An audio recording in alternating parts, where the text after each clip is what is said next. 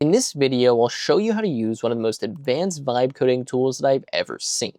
Now, it's called Pythagora. It's pretty much brand new at the time of filming this video, and whether you're a complete beginner and you have no idea how to write code, or you're a more advanced developer like myself, and probably many of you watching this video, you can get a lot of value from this tool. Now, if I go to the website here, this is just pythagora.ai. I'll leave a link to it in the description. The motto here is specs in seconds, front end in minutes, and back end in hours. And importantly, it makes it very easy to deploy these projects, which I think a lot of vibe coding tools miss out on. Doesn't matter how good the code is if we can't actually deploy it. Now, this tool follows a very rigid structure and actually similar to what you would do if you were in a real software development environment, where you first generate a spec, then you generate the entire front end and the user interface. Once that looks good, you then go on to generate the back end, and then you can deploy it. I'm going to show you exactly how it works, but full transparency, I did team up with them for this video. They gave me early access, they upgraded my account, and then they showed me how to use the tool. But with that said, this is free to use. So if you go to the pricing tab here, you'll see they do have a free tab, which gives you enough credits to build a basic application and test it out. And then of course, if you want, you can upgrade to one of their pro subscriptions. Anyways, to get started with this, you need to go to the website. I'll leave a link in the description. Create a new account, and then you can press this button here called Open Pythagora. This will open a web-based editor for you, but this is actually a VS Code extension. So if you want, you can download the extension for VS Code on your own computer, and you can do this locally.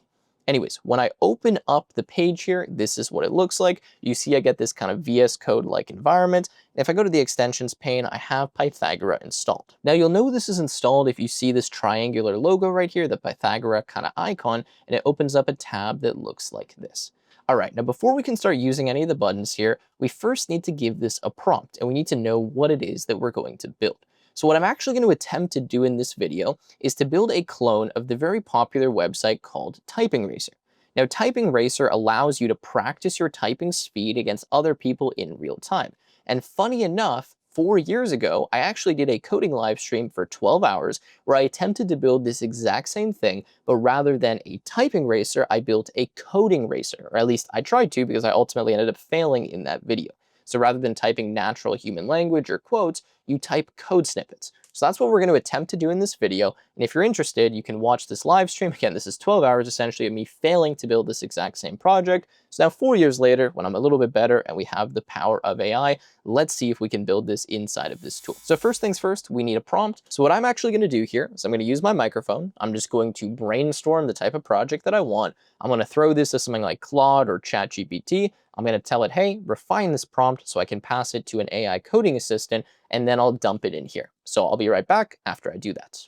All right, so this is the prompt that I ended up with. I'm not going to read the whole thing, but if you want access, I will leave a link to this in the description. And essentially, I just said create an app called Coding Racer, which enables people to test how fast they can write code.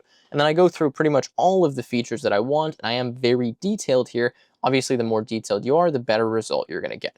Okay, so I'm going to paste this here into Pythagora. The first thing it's going to do is generate a spec for me. So I'm going to go ahead and press enter. We're going to wait a second for it to generate that spec. Then once we have that, you'll see kind of all of these tabs will open up, and we'll be able to actually start generating the front end, then the back end, and then the deployments. All right, so just generated the spec for me. I can actually view it as Markdown if I want, or I can just read through this. And I'm just going to check it and obviously make sure that it looks good. Now, it's important the spec is correct, because once the spec is finished, then we're going to start generating some tasks and creating the front end. So obviously read through your spec, make sure it's good. And if you want to edit it, you can just directly go inside of here and change it, right? And then you can save or discard the changes. All right, so once your spec is good, you may just need to press this X button to close it up, and then it should bring you back to this kind of prompt window here. And what it's going to say is, okay, it's generated the spec for you. Are you satisfied with this or not? So you could go, no, I want to add more details, or yes. In my case, I'm happy with it, so I'm going to go ahead and press yes. Now at this point, it's going to start working on the front end, and you'll know what this is doing because if you go to this task tab here, it will show you the exact steps that it's going to follow. So it says it's written an app specification, it's defined the epics and the tasks, and then here you can see that it's building the front end and doing the design, and that's what it's currently working on.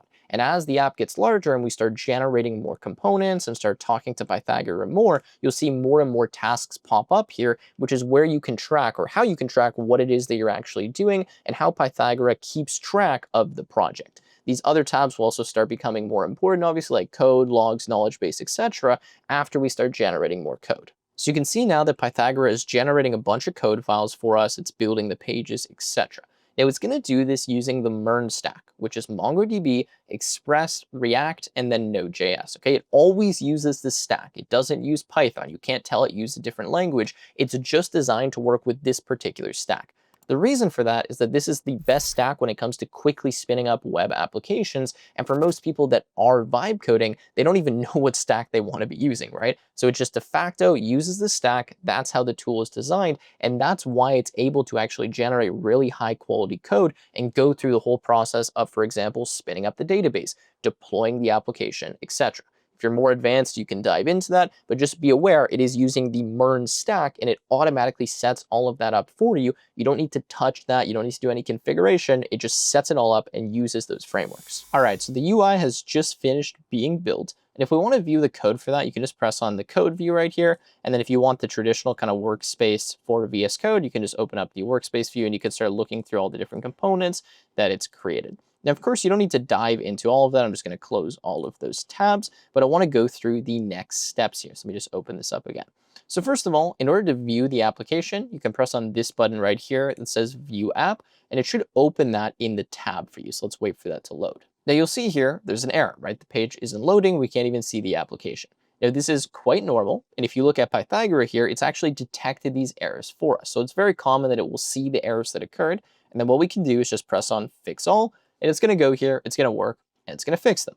Now, for some reason, there is an error, but Pythagora is not detecting it, then you can just go in the prompt terminal here, right? Or in the chat window, you can just type to it, say, hey, this is the error, please go fix it, and it will fix it for you. So there'll probably be a few iterations of this, especially when it's generating a massive amount of code at once. But once the errors are fixed, we'll be able to demo the project, we can make any revisions, and then we can tell Pythagora, yes, the UI is good to go, and then we can move on to the next step. Okay, so it just finished all of that. However, again, the preview is not working. So what I did is I just went to refresh. When I did that, Pythagora actually caught that there was another error. So you can see, wait a second, it should pop up here again. There you go, it says error is detected. We can view the error, and you'll see it's actually finding this error from the logs. So what's interesting is that you have your specs, tasks, knowledge base, etc., and then logs. Now here by default, we'll have all of the logs for the backend and for the front end. So you can see this is the front end log that it found right here. So again, we're just going to go to fix all. Pythagora can actually automatically look in the log for you. So you don't need to like copy and paste this over, and then it will fix the problem. And again, we'll go through this iteration until eventually the front end is working.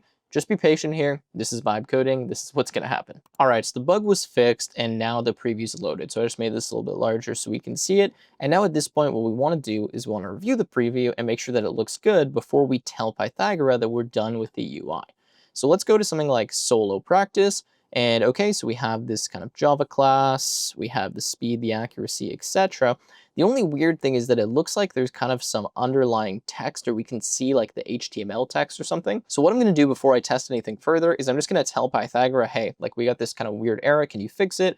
I'll let it fix it, and then we'll review the UI from there. So it looks like now it was actually able to fix that error for us. So let me try this now. So I'm going to say function identity. Okay, let's spell that correctly.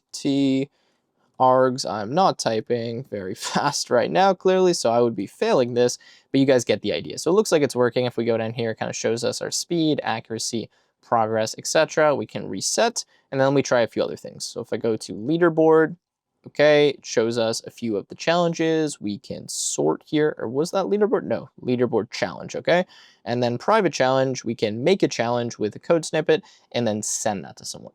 Awesome, so I'll test this all and make sure that it's working. And then once it's good, what we can do is go ahead and press on I'm done building the UI. Now, right now, this is not connected to the backend, right? What it's actually doing, and what I want to show you for any of you that are a bit more advanced, is it's stubbing all of the backend API endpoints. So let me show this here. If I go to API here, you can see that it creates all these files and it mocks or creates all this fake data so that when we use the user interface, it actually looks like it's connected to the backend. So that's why when we went back to the preview, so if we go here, and let me just open this up again, view the preview, it shows us like a challenge that already exists, or it shows us a leaderboard entry or whatever, because if we go back to the code, so let me open this up again, go to API, we have this kind of stubbed data, right? So we have these different challenges. If we go to practice, same thing. It's kind of giving us all of these code snippets that we can practice with, and then same thing with results. Now, what will happen now is I can tell Pythagora, okay, I'm done building the UI.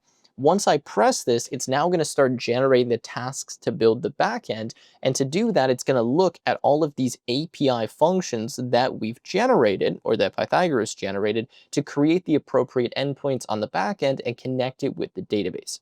Anyways, I'm just going to go here and press I'm done building the UI, assuming that we reviewed everything and it looks good, and then we'll continue from there. And just by the way, if you do want to change something later on the front end, you can. This is not like a finalized decision. You can obviously add things later, but right now we're building kind of that first iteration of the application, make the front end, make the back end, and then we can do the smaller changes afterwards and add various features, tweak things, etc. So we're in the process of building the back end now, and you can see that these tasks have started to fill in, right? So we have implement user authentication, create the challenge model, and we have kind of a detailed description of all of the tasks that we need to complete, and we'll go through these one by one.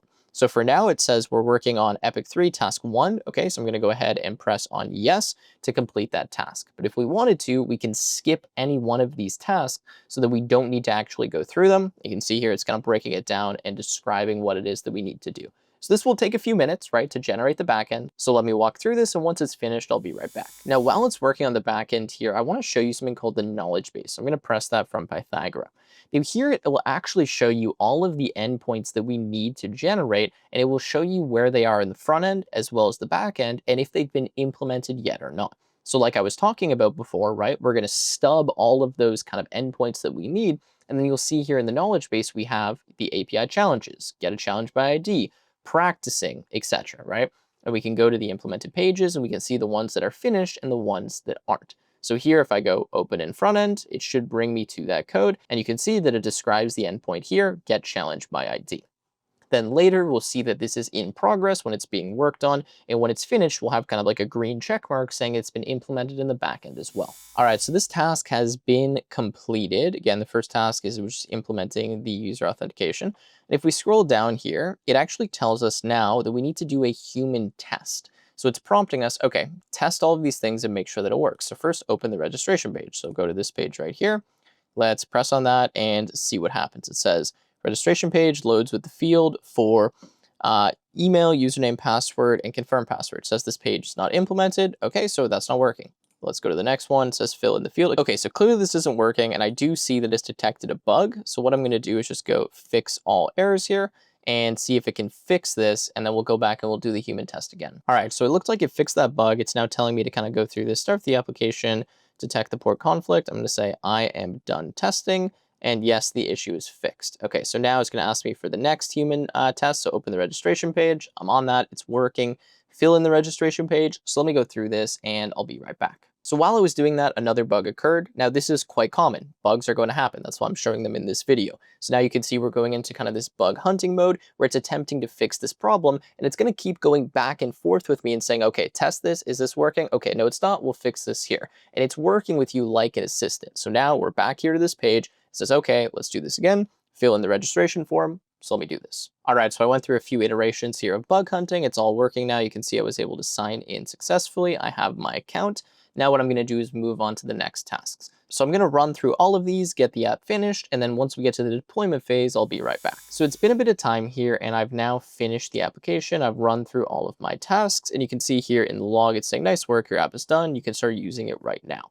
So if I go to view my application, I'll show you what I've completed. Then I'll talk about a few other features we have now. Also the deployment, which I want to do in just one second. Okay, so we have Coding Racer. We have the ability to sign in and to sign out. You can see I'm in this account, TimA123. It also has this dark mode feature, although that one doesn't really seem to be working that well. And then I have a bunch of features. So for example, I can practice. So if I go to start practice, it will generate a random code snippet for me. And then I can try to type it in, right? So const numbers is equal to, and then I can go and type all of this in and keep going. I'm not going to go through the whole thing because it's going to take a second. Then you can see here, we're going to have the speed, accuracy, progress, etc., the number of mistakes that we've made, and then we even have things like the mode, the language, etc. Now, if I go to my practice history, you can see it shows me all of my sessions, the best speed, a lot of cool information here. And then what's even more interesting is I can go into challenges. When I go to challenges, there's a bunch of public challenges that I can attempt. So I can go, start challenge, and then I can go here and I can attempt the challenge and kind of see where I rank. I also have the ability to view any private challenges that I've generated. So for example, I made this just simple challenge where we're just asking the user to type print, And then what I can do is start the challenge here, right? And I can start it. Lastly, I will show you that if I go to here, I can go to create a new challenge. From here, I can do something like, Python print, select the language like Python and say print, hello world. Okay. And then I'm going to create the challenge. And you'll notice it actually gives me a QR code that I can scan where I can now attempt the challenge on mobile. I can test the challenge, I can view it, I can copy the link, and I can kind of send it to someone and share that challenge with them so we can compete against each other. So obviously there's a lot more stuff that I could add to this application. And if I wanted to, I could just do that in Pythagora, right? So I can go add new feature, do a quick implementation. I can just tell it I want to do a bug fix, for example, or I can go with, no, I'm done. And now what I can do that I'm finished is I can go over to deploy. So I can just press this deploy button right here. It's going to start deploying the application for me. It's going to containerize it and then automatically give me a deployed URL where I can actually share this project. And what I'm going to do is leave this link in the description so you guys can play around with the project if you want. Obviously, there may be a few bugs and some errors still because I haven't really combed through it and spent, the necessary hours to get it perfect, but I think overall it should be functioning and you guys can test it out and let me know what you think. Okay, so we can see that it's been successfully deployed, so I'm just going to open up this URL in a separate tab, and let's test this and see if it's working. Okay, so we have Code Racer loading up here. All right, so I've signed in with my account here. We can go into solo practice. You can see it kind of loads this up for me. I could go over to my practice history. I don't have any because this is a new account. I can go to challenges. I can view any of these public challenges, or I can go to my private challenges. Again, I don't have any because I haven't yet created it. Sweet, so the deployment is working. Again, I will link this in the description. All right, so that's pretty much it when it comes to the deployment. And with that said, that's gonna wrap up this video. I think this tool is very interesting. It definitely is a new approach to vibe coding and kind of AI code generation that I've seen before. I really do like the phases that you go through, the planning, the front end, the back end, etc., and then eventually the deployment. And this does seem to be a lot more reliable than a lot of the other tools I've made, especially when it comes to actually tracking everything that you need to do and getting you from zero to a fully finished app, which I find is quite difficult, especially if you don't have coding experience in a lot of the other, let's call them more complicated coding IDEs. Anyways, guys, that's going to wrap it up. Let me know what you think in the comments down below. I look forward to seeing you in another video.